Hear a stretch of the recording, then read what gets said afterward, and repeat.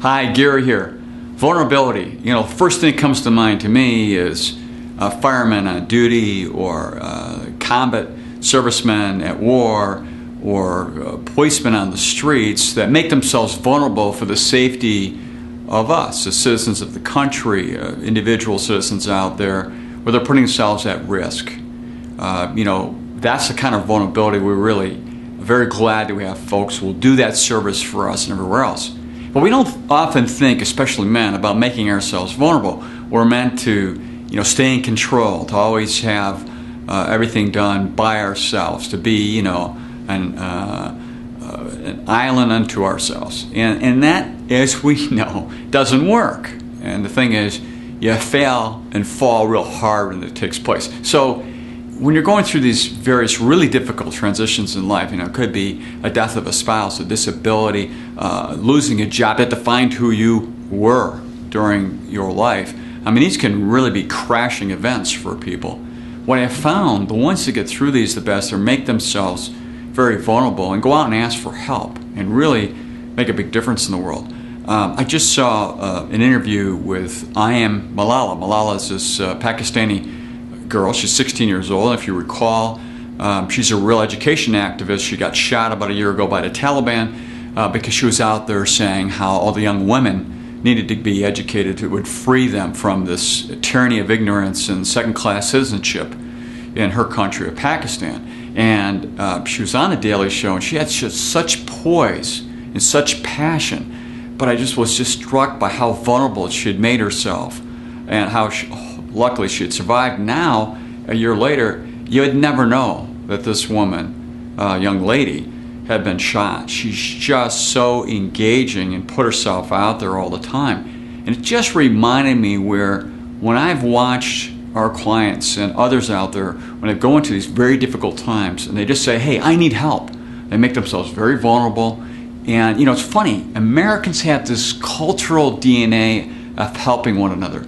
Watching Katrina, watching 9/11, all these things take place. It's amazing to see how everybody comes together and coalesces around their fellow man, their neighbor, their person down the street, and then really get people through these very difficult times much more cleanly and clearly.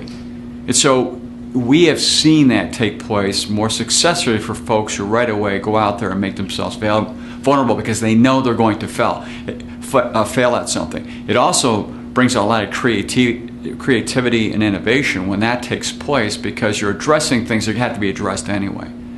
And by the way, as it relates to the money side of the equation, when folks don't do this, real dysfunctional things take place where money is being overspent or not being addressed or really being handled really very dysfunctionally.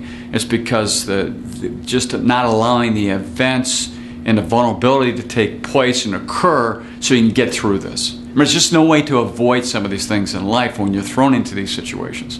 I think about people who have lost their jobs. A lot of people have lost their jobs over the years. The ones that seem to be successful getting those jobs, new job back, they basically go out there and ask for help. They network with a lot of folks. You just see them real actively going out there.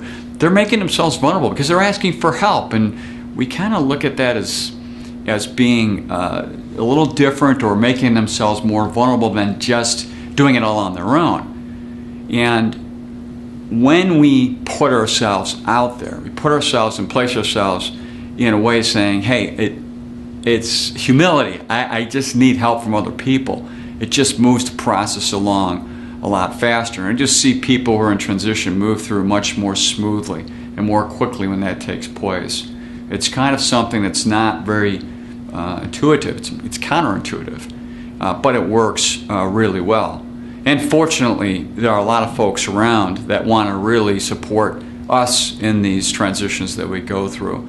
So it is something about life and money, how these things will work back and forth, and just helps get through these really tough times that we have in our lives. And it's being vulnerable to the situation that we find ourselves in. So when you're out there and you're going through these very difficult times, think about how you can allow yourself to be more vulnerable so that more people show up, team gets formed around you, there's more creativity, more innovation, and you move through that process much more cleanly and smoothly with a lot of people around you to make life just a little bit simpler.